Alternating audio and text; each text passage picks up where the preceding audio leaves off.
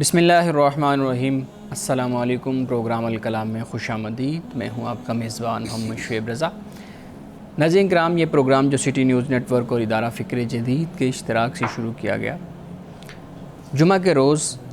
ہم پہلے حصہ میں سیرت النبی صلی اللہ علیہ وآلہ وسلم کے ایک ایسے پہلو پہ گفتگو کرتے ہیں جس کو ہم سنتے تو ہیں،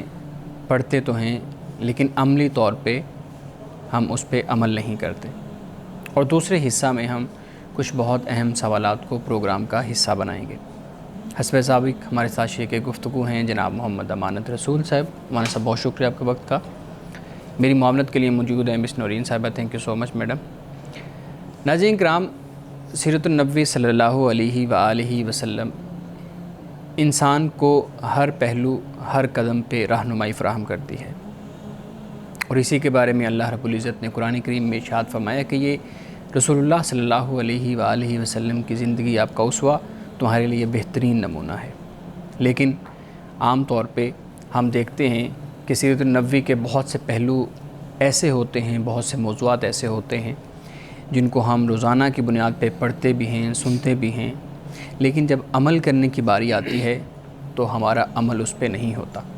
تو ہم کوشش کرتے ہیں کہ ہر جمعہ کے روز ایک ایسے پہلو پہ گفتگو کی جائے جو ہمارا عملی زندگی سے جس کا تعلق ہو، تاکہ ہم اپنی زندگی کے اندر اس کو نافذ کر کے اپنی زندگی کو بہتر بنا سکیں۔ امانت صاحب، آج آپ بتائیے گا ہمارے ناظرین کے لیے کہ سیرت النبی صلی اللہ علیہ وآلہ وسلم کی کس ایسے پہلو پہ گفتگو کریں گے جس پہ گفتگو کرنا آج کے دور میں بہت ضروری ہے؟ بسم اللہ الرحمن الرحیم۔ ناظرین کرام، ہماری زندگی میں اگر کوئی مشکل، کوئی آزمائش، کوئی امتحان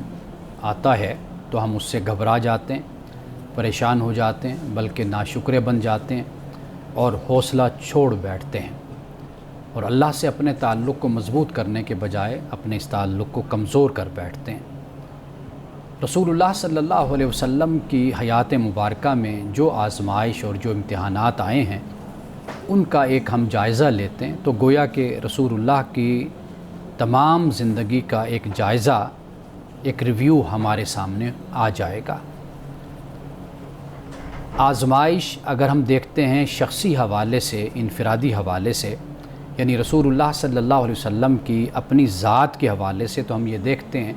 کہ آپ کی پیدائش سے پہلے آپ کے والد وفات پا جاتے ہیں۔ آپ جب پیدا ہوتے ہیں تو آپ کی پیدائش کے بعد آپ کی والدہ حضرت آمنہ، ان کا انتقال ہو جاتا ہے، یعنی کہ 6 سال کے تھے کہ جب آپ کی والدہ وفات پا گئی۔ 8 سال کے ہوئے تو آپ کے دادا حضرت عبد المطلب، ان کا انتقال ہو جاتا ہے۔ حضرت ایمن جو خادمہ بھی تھیں، وہ کہتی ہیں کہ میں نے خود رسول اللہ صلی اللہ علیہ وسلم کو، کہ جب آپ 8 سال کے تھے، کہ جب آپ کے دادا عبد المطلب کا جنازہ جب اٹھایا گیا اور گھر سے جب نکلا، لوگوں نے اٹھایا تو ننھے محمد بن عبداللہ صلی اللہ علیہ وسلم آپ روتے ہوئے اور اپنے دادا کو پکارتے ہوئے ان کے جنازے کے پیچھے جا رہے تھے، دوڑ رہے تھے، اور روتے ہوئے دوڑے چلے جا رہے تھے۔ یہ حضرت ایمن روایت کرتی ہیں۔ یہ رسول اللہ صلی اللہ علیہ وسلم کی زندگی میں یعنی انفرادی اور شخصی آزمائش ہمیں نظر آتی ہے۔ جب ہم سماجی اور معاشرتی حوالے سے دیکھتے ہیں تو شیب ابی طالب میں جو سوشل بائیکاٹ، یعنی قریش نے آپ سے بائیکاٹ کیا، یعنی صرف آپ سے نہیں بلکہ بنو ہاشم اور بنو عبد المطلب،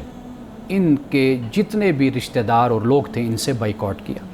اور یہ بائیکاٹ 3 سال تک جاری رہا۔ آپ اسے سوشل بائیکاٹ کہہ سکتے ہیں، معاشرتی مقاطعہ۔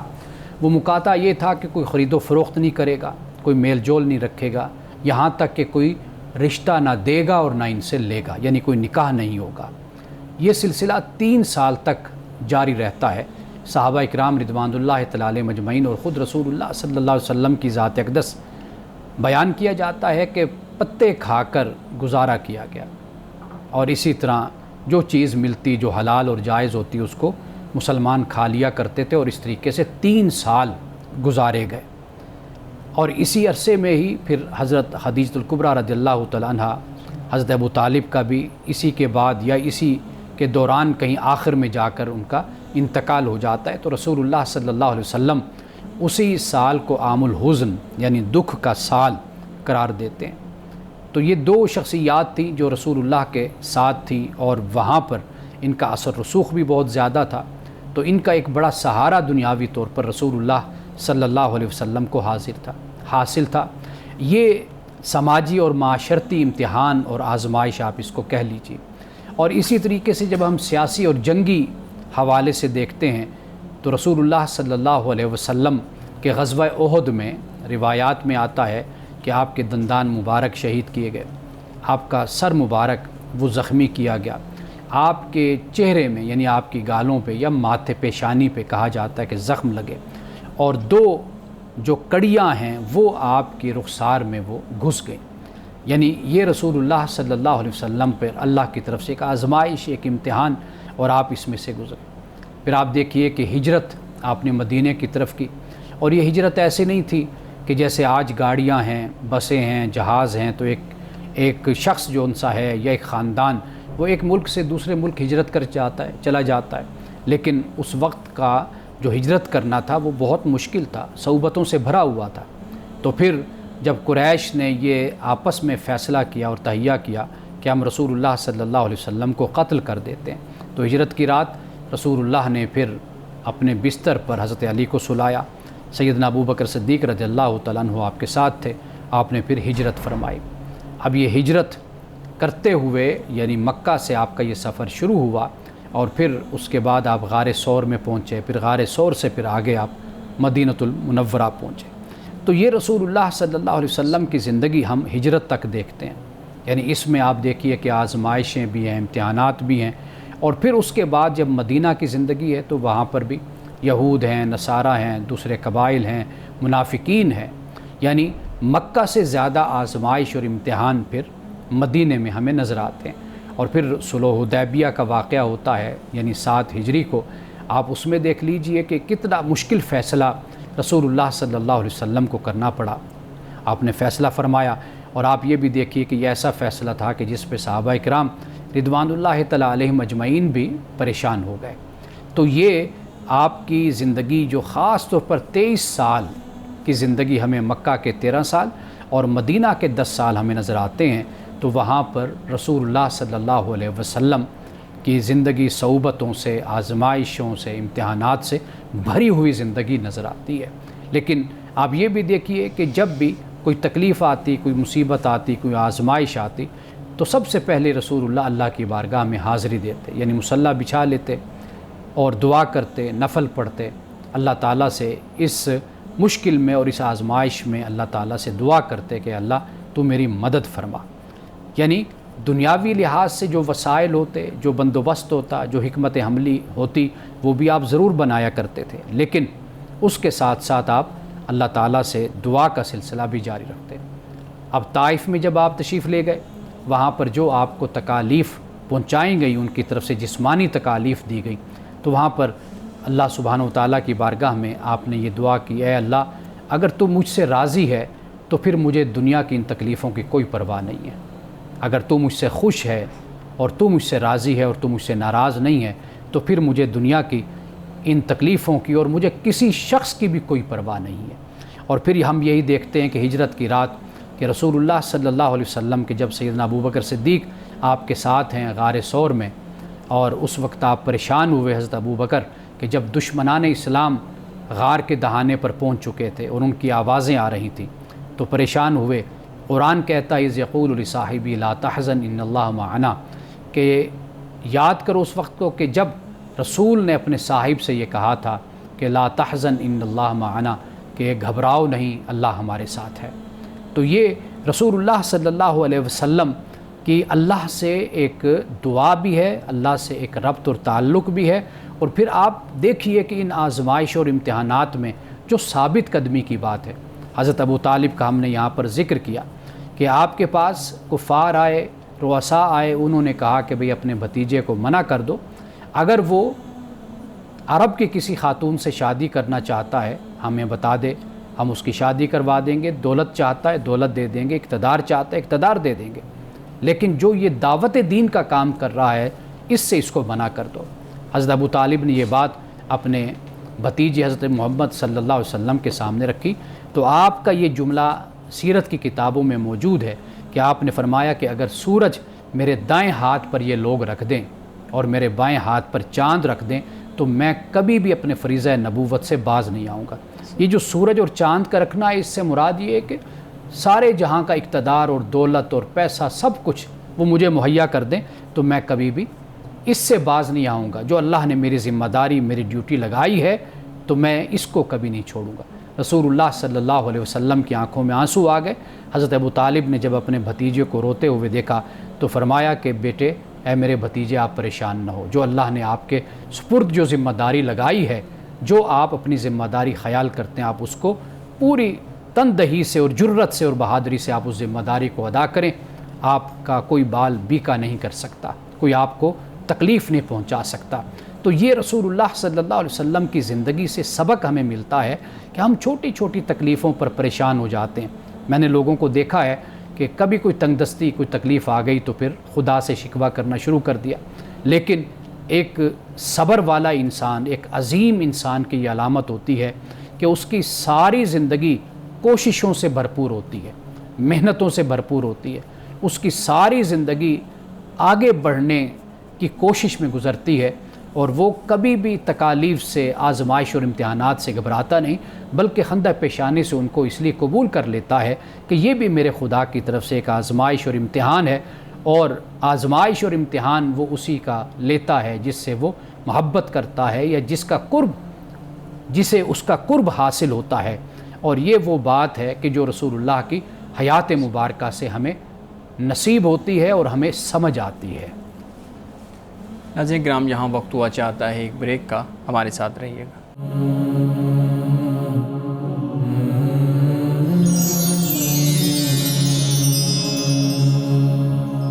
پروگرام میں ایک دفعہ پھر خوش آمدید۔ امان صاحب، بہت شکریہ۔ ایک بہت ہی اہم موضوع، اگر ہم آج کے دور کے مطابق اس کو دیکھیں، یعنی پچھلے کوئی 15 دن کی بھی اگر ہم ایویلویشن کریں اور اپنے حالات معاملات کو دیکھیں تو ہم دیکھتے ہیں کہ یہ جو امتحان، آزمائش، ناکامی، مایوسی، اس طرح کے جو معاملات ہیں، اس کے بعد پھر ایک نوجوان کا، ایک انسان کا، جو خاص طور پہ پاکستان میں رہنے والوں کا جو ریئیکشن ہے وہ بڑا حیران کن ہوتا ہے، اور ہمارے لیے بڑے مسائل اور سوالات چھوڑ جاتا ہے۔ ہم نے دیکھا پچھلے دنوں بھی ایک نوجوان نے اپنے آپ کو گولی ماری، اپنی زندگی ختم کر لی۔ اسی طریقے سے میں کچھ دن پہلے، کوئی 1 مہینہ شاید پہلے کی بات ہے، گلبرگ کے اندر ایک بڑے بزنس مین نے اپنے آپ کو، اپنی جان کو ختم کر لیا۔ اب یہ وہ ساری چیزیں ہیں جو کہیں نہ کہیں جڑ رہی ہیں کہ کوئی مسترد ہونے کی بنیاد پہ اپنی جان لے رہا ہے، کوئی مایوسی کی بنیاد پہ اپنی جان لے رہا ہے، کوئی ویوز کمانے کی بنیاد پہ جو ہے نا وہ مایوس ہو رہا ہے اور پھر کوئی ایسا فیصلہ لینے کی کوشش کرتا ہے، کوئی اپنے گھریلو مسائل کی وجہ سے کرتا ہے۔ پوچھنا میں یہ چاہتا ہوں کہ رسول اللہ صلی اللہ علیہ وسلم کی سیرت کا تو پہلو آپ نے ہمارے سامنے رکھ دیا ہے، آپ نے ہر لیول پہ، ہر سطح پہ خدا کے ساتھ اپنے تعلق کو مضبوط رکھا اور خدا کی طرف ہی رجوع کیا، دنیاوی معاملات اور حکمتوں کے ساتھ ساتھ۔ لیکن ہمارا نوجوان اور ہمارا بزنس مین، ہمارا جو مسلمان ہے، ہمارا جو پاکستانی ہے، وہ ان ساری چیزوں سے کیوں دور ہٹ گیا ہے؟ وہ اس کو لگتا ہے کہ میری ایک ناکامی، میری اب مزید زندگی جو ہے نا وہ اس کا کوئی فائدہ نہیں ہے، وہ اپنی زندگی ختم کرنے کے قریب ہے۔ یہ جو منٹلٹی ہے، یہ جو سوچ ہے، یہ جو نفسیات ہیں، یہ نوجوانوں کے اندر کیسے پیدا ہو رہی ہیں اور اس کے دورست نتائج آپ کیا دیکھتے ہیں؟ دیکھیے، اس کی بنیادی وجہ ہمارا باہمی ربط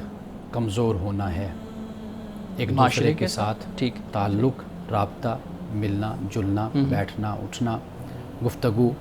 دوستیاں، جو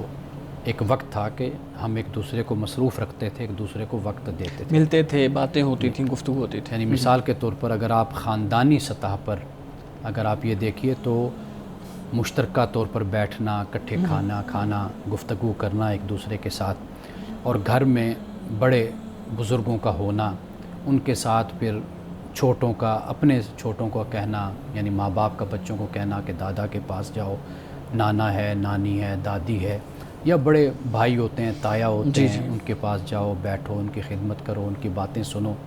ایک دوسرے کے ساتھ جو ربط اور تعلق ہے، یہ ایک تو ہمارا یہ سب سے بڑا مسئلہ ہے۔ دوسرا یہ ہے کہ جو جذبات ہیں، ان کی جو ٹریننگ اور تربیت ہوتی ہے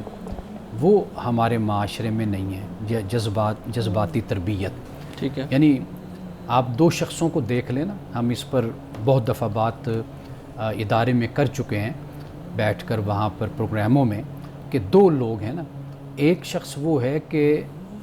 جو بروکن فیملی کا ہے، یعنی اس نے دیکھا کہ میرے ماں باپ کی ساری زندگی آپس میں نہیں بنی، آپس میں لڑتے رہے، الجھتے رہے، علیحدہ علیحدہ رہے،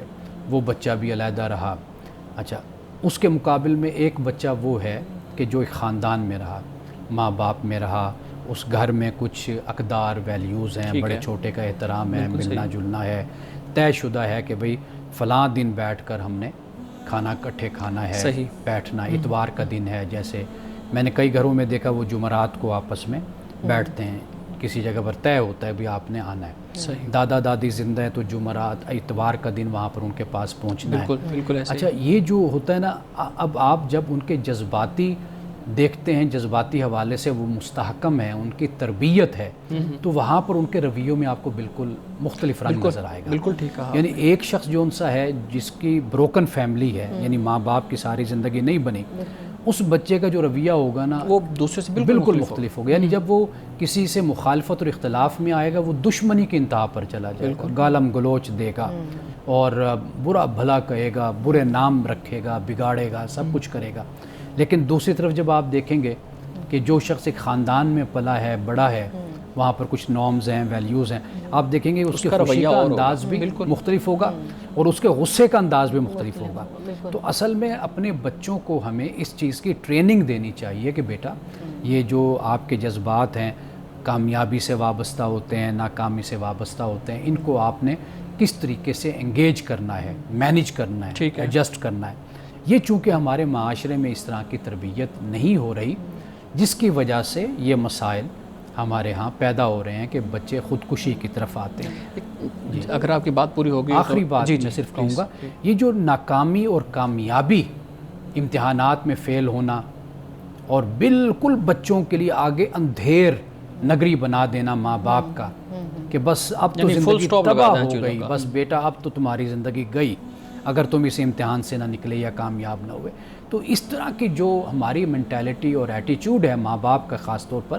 اس نے در حقیقت بہت مسائل ہمارے ہاں پیدا کی۔ صحیح، آپ نے بات شروع کی ایک مشترکہ ایک محفل سے، مجلس سے، کہ گھروں کے اندر یہ چیزیں تھیں تو اس وقت اس طرح کے مسائل نہیں تھے، اب چونکہ یہ چیزیں نہیں ہیں تو اس طرح کے مسائل پیدا ہو رہے ہیں۔ ہمارے ہاں جو مشترکہ فیملی کا نظام ہے اس کے نقصانات بہت زیادہ بیان کیے جاتے ہیں، اور عام طور پہ ہم نے دیکھا بھی ہے کہ ہمارے مذہبی جو لوگ ہیں وہ اس چیز کو بیان کرتے ہیں کہ رسول اللہ صلی اللہ علیہ وسلم یا جو اسلام کا خاندانی نظام ہے وہ مشترکہ نظام نہیں ہے، بلکہ وہ میاں بیوی ہیں اور بچے ہیں ان کے، اور وہ الگ ہیں۔ اب جس چیز کی آپ بات کر رہے ہیں، اس سے تو پھر یہ لگتا ہے کہ ہمارے ہاں زیادہ مایوسی والے اور ایک دوسرے سے کٹ کے رہنے والے مسائل اس لیے پیدا ہوئے ہیں کہ ہمارا مشترکہ خاندانی نظام جو یہاں پہ رائج تھا وہ ختم ہو گیا، اور اس کی وجہ سے یہ مسائل پیدا ہو رہے ہیں۔ اصل میں آپ ایک اور انتہا کو لے کر آ گئے نا،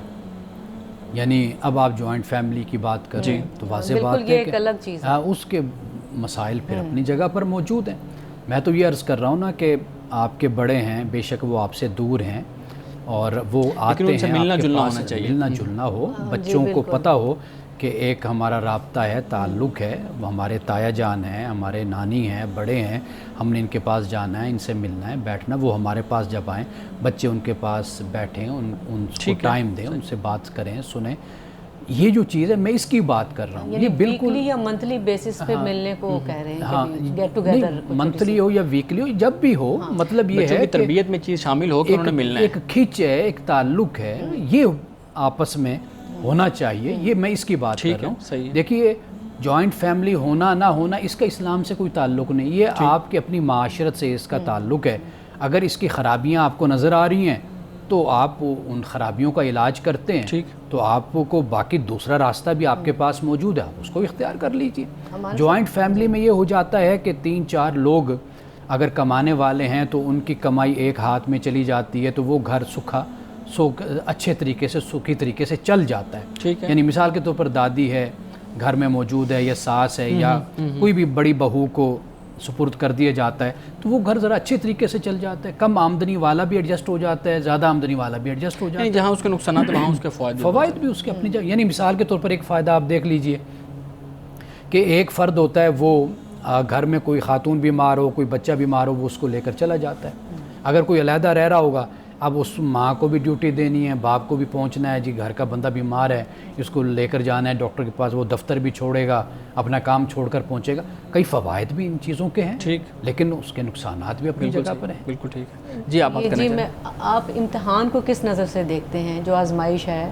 یعنی یہ کامیابی یا ناکامی کا ایک پیمانہ ہے, یا اس کے علاوہ بھی ہم اسے کسی طریقے سے دیکھ سکتے ہیں؟ دیکھیے, ایک تو کامیابی اور ناکامی ہے نا, میں تو کہتا ہوں ناکامی تو کچھ نہیں ہے, اصل وہ تو ایک سبق ہے. اور کئی دفعہ ایسے ہوتا ہے کہ اللہ تعالیٰ نے آپ کے لیے بہت اچھا لکھ رکھا ہوتا ہے. یہ ہماری زندگی کے تجربات ہیں کہ مثال کے طور پر آج سے 20-25 سال پہلے کوئی فیصلہ کرتے ہوئے غلطی ہو گئی, دل ٹوٹا اور پریشانی اس وقت ہوئی, لیکن اللہ نے 20-25 سال کے بعد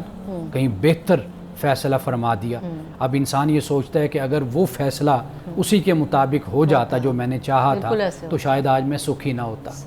یہ چیزیں میرے پاس نہ ہوتی. تو یہ میرا خیال ہے کہ انسان آخر حد تک اس بات کی کوشش ضرور کرے, اور کرنا چاہیے اس کو, کہ وہ محنت کرے, کوشش کرے اور درست فیصلہ کرنے کی طرف جائے, جو بھی وہ اس وقت حالات کے مطابق سمجھتا ہے اس کے مطابق وہ کرے. لیکن یہ جو ناکامی لفظ ہے نا, اس کی کوئی وقت نہیں ہے. یعنی میں دیکھتا ہوں علامہ اقبال رحمۃ اللہ تعالی علیہ, انہوں نے غالباً اس وقت ایک امتحان ہوتا تھا جیسے CSS کا امتحان ہوتا ہے, تو اس میں وہ نہیں کامیاب ہو سکے. اچھا دیکھیں, اللہ تعالیٰ نے پھر ان کے لیے کیا جگہ رکھی ہوئی تھی. یعنی اس سے تو یہی ثابت ہوا نا کہ ہم کسی ایک پوائنٹ سے یا ایک امتحان میں اگر کامیاب نہیں ہو سکے تو یہ ہماری قابلیت کا اس سے اندازہ نہیں کیا جا سکتا. بالکل نہیں, ہم کسی دوسرے اینگل سے سامنے آ سکتے ہیں. یہ بھی ایک بہت غلط طریقہ ہے ہمارے تعلیمی اداروں میں کہ ہم نے سارے بچوں کے لیے ایک معیار بنایا ہوا ہے کامیابی کا. جو بچہ شرارتی ہم کہتے ہیں کہ یہ نالائق, حالانکہ شرارتی زیادہ ذہین ہوتا ہے, اس کو وہ کسی اور معاملے میں ذہین ہوگا, اس کی شرارت کے مطابق اس کو کام دیا جائے. آپ دیکھیے, اب میں نے دیکھا ہے کہ بچے کئی کتابی نہیں ہوتے, لیکن وہ انتظامی طور پہ بہت اچھے ہوتے ہیں. انتظامی حوالے سے یا اس کے علاوہ یعنی فائن آرٹ میں وہ بڑے اچھے ہوتے ہیں. آپ ان سے تصویریں بنوا کر دیکھ لیں, آپ ان سے کیمرہ مینی کروا کر دیکھ لیں, آپ ان سے گٹار اور یہ جو چیزیں ہوتی ہیں موسیقی کے آلات, وہ ان سے بجوا کر آپ دیکھ لیجئے, بڑی مہارت ان کے اندر ہوتی ہے. تو لہٰذا ایک معیار ہرگز نہیں بنانا چاہیے. صحیح. ناظرین کرام, گفتگو ابھی جاری ہے, یہاں وقت ہوا چاہتا ہے ایک بریک کا, ہمارے ساتھ رہیے.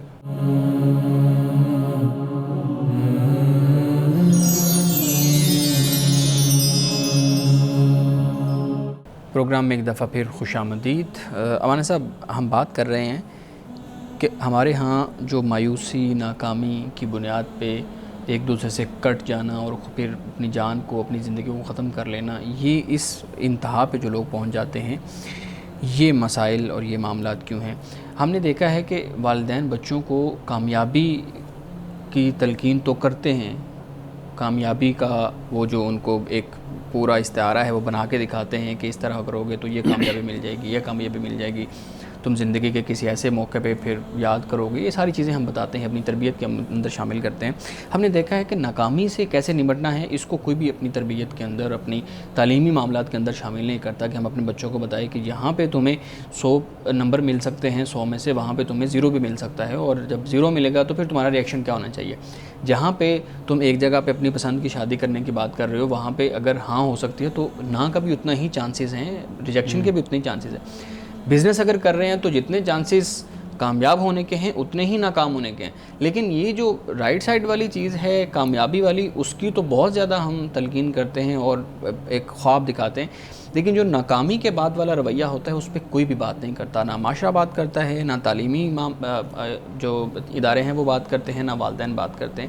ہم کیوں بچوں کو ریجیکشن سے نمٹنا نہیں سکھاتے, صرف کامیابی سے نمٹنا سکھاتے ہیں؟ یہ باقاعدہ سیلف ریگولیشن جس کو کہتے ہیں نا, اس کی باقاعدہ یہ ایک تعلیم ہے جو بچوں کو دی جانی چاہیے. دنیا ہمیشہ یاد رکھیے کہ امکانات کی دنیا ہے. میں یہ بات اپنے بچوں سے کہتا ہوں کہ کوشش کرنا, محنت کرنا, یہ ناکامی اپنی جگہ پر ہوتی ہے لیکن کامیابی کے چانسز کو بھی یہ بڑھاتی ہے. یعنی آپ آگے بڑھتے ہیں. کچھ نہ کرنے میں پھر کچھ نہیں ہونے کا امکان کیا, یقین زیادہ ہوتا ہے کہ کچھ نہیں ہوگا. تو کوشش اور محنت یہ انسان جاری رکھتا ہے. اور انسان کی محنت اور کوشش، جیسے میں نے سیلف ریگولیشن کا، جی یہ ہوتا ہے کہ جو جذبات ہیں انسان کے، احساسات ہیں، ان کی ٹریننگ، ان کی تربیت، یعنی غصہ کیا ہے، آپ اس کو کس طرح قابو کر سکتے ہیں. جیسے رسول اللہ نے تربیت کی بتایا، جیسے آج ہم سیرت پہ بات بھی کر رہے ہیں، تو آپ دیکھیے کہ کس طرح آپ نے غصہ کنٹرول کرنے کا، اینگر مینجمنٹ جس کو کہا جاتا ہے، وہ کیا طریقہ آپ نے بتایا کہ بھئی آپ پانی پی لو، اس سے غصہ اتر جاتا ہے، جگہ بدل لو، جگہ بدل لو اپنی، یا آپ کھڑے ہو تو بیٹھ جاؤ، بیٹھے ہو تو لیٹ جاؤ، یہ تربیت دے دی گئی. یا غصہ جہاں پر آپ کو آیا وہ جگہ آپ چھوڑ دیں، وہاں سے اٹھ کر کہیں چلے جائیں، اس سے غصہ ختم ہو جاتا ہے. تو مطلب یہ ہے کہ یہ جو ہم بچوں کو یہ بتائیں کہ یہ شخصیت کا یا انسان کا حصہ ہیں، اس کی ذات کا، کہ اس کو غصہ بھی آتا ہے، اس میں جیلسی بھی پیدا ہوتی ہے، اس میں مسابقت کا احساس اور جذبہ کمپٹیشن کا یہ بھی پیدا ہوتا ہے. اسی طرح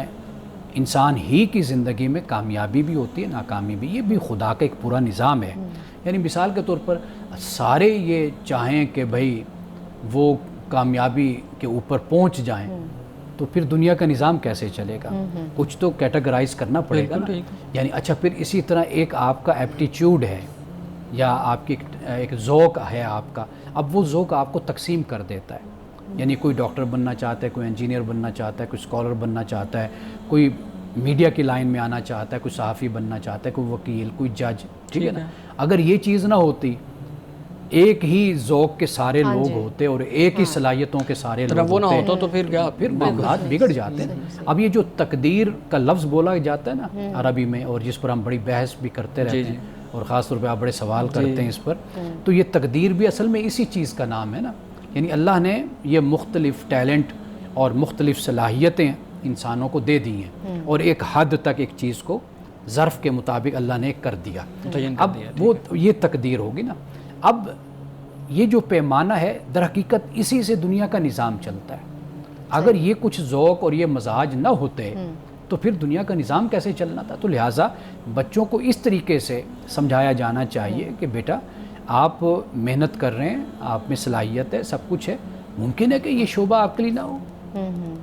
ٹھیک ہے، کوئی بات نہیں ہے. اور جو آپ کر چکے ہیں، جو محنت، اس کا ایک نیا رخ اور ایک نیا بینیفٹ آپ کو مل جائے گا، کسی اور راستے سے آپ کو عطا کر دیا جائے گا. ہم زیادہ بات بچوں پہ کر رہے ہیں، میرے خیال میں نوجوان اور بڑی عمر کے لوگ بھی ابھی اس تنہائی کی وجہ سے خودکشی کر رہے ہیں. وہی یعنی نوجوان میرے لیے تو بچے ہی ہیں. آپ یعنی جن کیسز کا آپ نے ذکر کیا ہے، ایک کیس ہوا نا کہ شاید آپ نے دیکھا، یعنی کہ وہ پراپرٹی ڈیلر نوجوان تھا، تو وہ کوئی اس کو لاس ہوا ہے ریئل اسٹیٹ میں، بزنس میں، اس نے خودکشی کر لی. ملتان کا نوجوان تھا. تو اس حوالے سے یعنی یہ اس طرح کے پچھلے ہفتے میں صرف یہ ایک کیس نہیں ہے، اور بھی کئی کیسز اس طرح کے ہمارے سامنے آئے ہیں نوجوان. تو میرا خیال ہے کہ یہ جو کونسلنگ ہے نوجوانوں کے ساتھ، وہ ہونی چاہیے باقاعدہ طور پر. اب تعلیمی ادارے، میں ایسے پاکستان میں لاہور میں خاص طور پر تعلیمی اداروں کو جانتا ہوں، اگرچہ زیادہ نہیں ہیں، لیکن وہاں پر مینٹل ہیلتھ کا بڑا اہتمام کیا جاتا ہے. یعنی وہاں پر سائیکالوجسٹ موجود ہیں کہ اگر بچہ چاہے کاؤنسلنگ کرنا، ان کے پاس جانا، تو ان کے پاس جائے. لیکن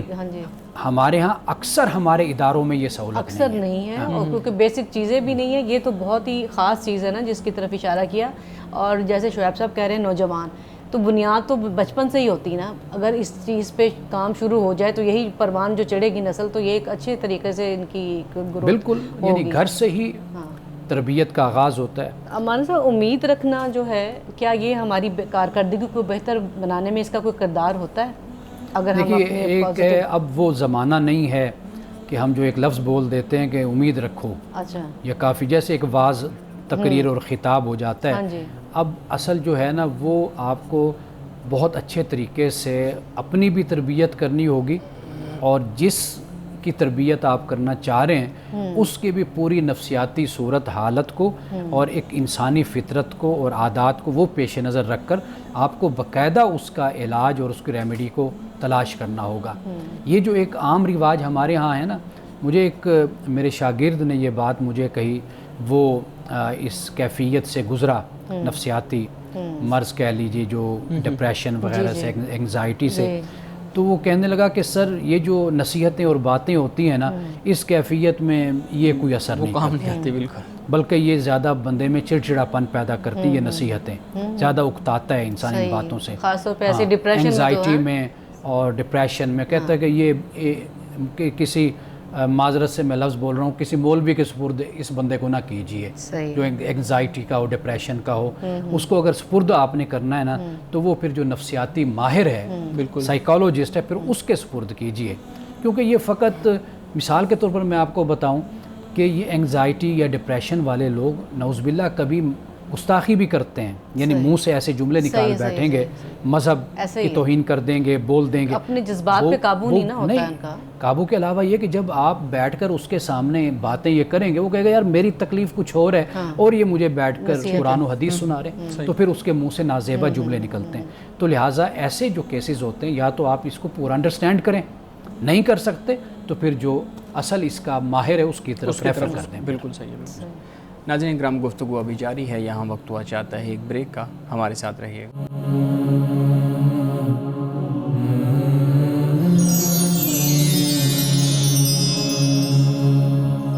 پروگرام میں ایک دفعہ پھر خوش آمدید۔ میں صاحب دو پہلو آپ کے سامنے رکھوں گا، اس پہ میں چاہوں گا کہ آپ بات کریں۔ ایک تو ہمارا نوجوان یہ چاہتا ہے کہ اس کے سامنے کامیابیاں ہی کامیابیاں ہوں، وہ اگر وہ پڑھ رہا ہے تو اس کے ہر سمیسٹر میں اتنے ہی نمبر آنے چاہیے، اگر وہ کاروبار کر رہا ہے تو ہر دفعہ اس کو فائدہ ہی ہونا چاہیے، اور اس نے ناکامی کو کبھی سوچا بھی نہیں ہوا، جس پہ ہم پہلے بھی بات کر رہے تھے۔ تو میں یہ پوچھنا چاہوں گا کہ یہ جو نوجوانوں کے ذہن میں فوراً کامیاب ہونے والا جو عنصر ہے، ان کے ذہن میں بیٹھ گیا ہے کہ فوراً کامیاب ہونا ہے، اگر آپ نے 25 سال کی عمر یا 30 سال کی عمر تک آپ کے پاس ایک اچھی گاڑی نہیں ہے، آپ کے پاس ایک اچھا گھر نہیں ہے، آپ کی فیملی سیٹلڈ نہیں ہے، اور آپ کے پاس ایک اچھی خاصی اماؤنٹ نہیں ہے، تو اس کا مطلب ہے آپ ناکام ہیں۔ ایک تو یہ جو نفسیات ہے اس پہ بات کی جائے گا، دوسرا سوشل میڈیا کا بھی کردار ہے بچوں کو تنہا کرنے میں، نوجوانوں کو تنہا کرنے میں۔ تو آپ کیا سجیسٹ کرتے ہیں کہ سوشل میڈیا کو چھوڑ دینا چاہیے؟ حالانکہ یہ آج کل تو یہ معاملہ نہیں ہو سکتا، تو پھر اس کو کیسے ٹیکل کیا جائے، کوئی درمیانی اعتدال والا راستہ کیسے اپنایا جائے؟ اچھا، آپ کے پہلے سوال کا جواب تو یہ ہے کہ نوجوانوں کو مورد الزام نہ ٹھہرائیں، ان بیچاروں پر جو پریشر ہوتا ہے نا سماجی، سوشل اور خاندان کا اور والدین کا اور پیچھے بڑوں کا۔ ہمارے بڑے آپ بیگم جانتی ہیں کہ جب رزلٹ بچے کا آتا تھا تو فون آتا تھا کہ بھئی کتنے نمبر لیے آپ کے بیٹے نے،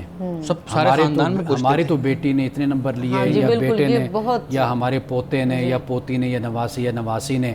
بھائی نے یا بیٹے نے اتنے نمبر لیے، آپ کے بیٹے نے کتنے نمبر لیے۔ اب آپ مجھے بتائیے کہ جو بچہ یہ سنے گا کہ بھئی میری خالہ یا میری تائی یا میری چاچی یا مامی یا میری کسی نے بھی فون کر کے یہ پوچھا ہے، اس کا حال کیا ہوگا؟ بالکل۔ تو آپ نوجوانوں کو نا مورد الزام ٹھہرائیے، وہ بیچارہ جو 20 سال 25 سال کے، وہ تو سارا یہ بوجھ لے کر جوان ہوتا ہے نا، کہ ماں کہتی ہے بیٹا میں آپ کو ڈاکٹر دیکھنا چاہتی ہوں، دیکھو فلاں ڈاکٹر بنا ہے، اس کا بیٹا جو ان سا ہے وہ رشتہ دار ہے تو اس کا بیٹا ڈاکٹر جو ہے اس کا بیٹا بنا ہے ڈاکٹر، تو میں تمہیں اس طرح دیکھنا چاہتی ہوں۔ بہت سے تعلقات کو بھی ہم نے کامیابی سے جوڑ دیا نا، جیسے آپ کی شادی کے معاملات ہیں تو آپ کامیاب ہو جائیں گے تو بالکل، ہاں اب شادی کو آپ دیکھ لیجیے، یہ تو بالکل نکما ہے، کسی کام کا نہیں ہے، کماتا نہیں ہے، تو اس کی شادی کیسے کریں گے؟ اب وہ بیچارہ کس ٹینشن میں ہوگا، یا تو وہ انفیئر مینز کی طرف جائے گا، دھوکہ دہی کی طرف، یار میں پیسے کماؤں تاکہ میرا بھی کوئی سٹیٹس بن جائے، کوئی لیول میرا بن جائے۔ ہمارے صاحب ویسے ہے تو یہ حقیقت نا جو بات آپ نے کہی ہے کہ کماتا نہیں ہے تو شادی، ہاں انداز غلط ہے لیکن ہے تو حقیقت، اگر کمائے گا نہیں تو گھر کیسے چلائے گا؟ دیکھیے بات وہی آ گئی نا جو میں نے پہلے آپ سے کہا کہ ہم جو صرف خالی خولی جملے بولتے ہیں یہ ہماری ذمہ داری نہیں ہوتی۔ ہماری ذمہ داری یہ ہے کہ جو بچہ، جو نوجوان اگر اس طرح کا ہے، وہ چونکہ ہماری امیدوں کے مطابق نہیں کامیاب ہوا، آپ نے اس کو اس کے طریقے سے استعمال ہی نہیں کیا، یعنی یہ کہ اس کے طریقے سے آپ نے اس کو راستہ ہی نہیں دکھایا، اس کے طریقے سے آپ نے اس کو سپورٹ ہی نہیں کیا، اس پر محنت نہیں کی، آپ نے اپنے ذہن کے مطابق آپ نے کامیابی کا ایک معیار بنایا اور آپ نے کہا کہ اب یہ جو میرا بیٹا ہے یہ میرے بنائے ہوئے معیار کے مطابق چلے۔ ٹھیک ہے، بے شک میں ایک ادارے کو چلاتا ہوں، میرا سب کچھ ہے، اب میں یہ امید رکھوں کہ میرے بچے سارے آ کر یوں ہی بن جائیں، مذہبی اور اسکالر بن جائیں اور یہ سارے، نہیں، ان کا اپنا مائنڈ ہے، وہ جدھر جانا چاہتے ہیں، نکلنا چاہتے ہیں وہ نکلے. ہاں جدھر جانا چاہتے ہیں ادھر میں سپورٹ ان کو ضرور کروں کہ ہاں بیٹا اس میدان میں بھی آپ کے پاس بڑے راستے ہیں آگے نکلنے کے. تو یہ اصل وہ کام ہے کہ جو والدین کو کرنا ہے، جو اساتذہ کو کرنا ہے، جو ہم نہیں کرتے. ہم ایک خاص چیز کو طے کرتے ہیں، اس کو کامیابی کا معیار بناتے ہیں، اس کو ترقی کا معیار بناتے ہیں، پھر اس پر ہم کہتے ہیں کہ اب ہماری اولاد، ہمارے شاگرد، ہمارے بچے اس پر چلیں. جو نہیں چلتے پھر ہم ان کو ٹونٹ کرتے ہیں، ان کو کرٹیسائز کرتے ہیں، ان کو نالائق کہتے ہیں، حالانکہ وہ ان سے زیادہ لائق ہوتے ہیں جو کتابی بچے ہوتے ہیں. بالکل یہ چیز ہمیں اس کے اندر سے نکالنا چاہیے کہ یہ کیا کرنا چاہتا ہے. یہ میں آپ کو اپنے بچوں کی مثال دوں کہ اگر میں ایک دن بچوں کو ڈانٹ کر ان کی حوصلہ شکنی کروں نا، وہ ایسے جھاگ کی طرح نیچے بیٹھ جائیں گے. اگر میں ان کے سر پہ ہاتھ رکھتا ہوں، ان کو حوصلہ دیتا ہوں کہ بیٹا آپ جو کریں ڈٹ کر اچھے طریقے سے کریں، وہ ایسے ان کا سینہ چوڑا ہو جاتا ہے، پھول جاتے ہیں کہ ہمارے باپ نے ہمیں سپورٹ کیا ہے. یہی معاملہ ہوتا ہے نا. آپ یہ طریقہ اختیار کیجئے تو نوجوانوں کو آپ مورد الزام مت ٹھہرائیے. Social media. اچھا دوسرے سوال کے حصے کی طرف آپ آ جائیے. اب اس کا معاملہ یہی اسی سے جڑ جاتا ہے کہ آپ اس کی جو تعمیری اور جو مثبت اور جو نفع مند اس کے جو پہلو ہیں آپ وہ بچوں کے سامنے اجاگر کیجئے. آپ ہمیشہ نئی ایجاد آئے گی، آپ اس کے منفی پہلو اجاگر کرنا شروع کر دیں گے، اس پر لیکچر دینا شروع کر دیں گے. جس کی مثال میں نے کسی موقع پر دی تھی کہ جب ٹی وی آیا تو اس کے خلاف اتنا کچھ آ گیا، لاؤڈ سپیکر پر فتویٰ لگ گیا، تصویروں پر، ہر چیز پر. اب اس کا کیا نقصان ہوا؟ آپ ان چیزوں کے جو مثبت پہلو ہیں وہ سامنے رکھیے. آپ دیکھیے کہ پھر کس طرح معاشرے میں لوگ ترقی کرتے ہیں اور آگے بڑھتے ہیں. صحیح. ناظرین کرام، اس دعا کے ساتھ اپنے پروگرام کا اختتام کریں گے. اللہ رب العزت حسن کلام اور تاثیر کلام عطا فرمائے، ہماری زبان کی گروں کو کھول دے اور سننے والوں تک خیر کا پیغام پہنچے. اجازت دیجیے، خدا حافظ.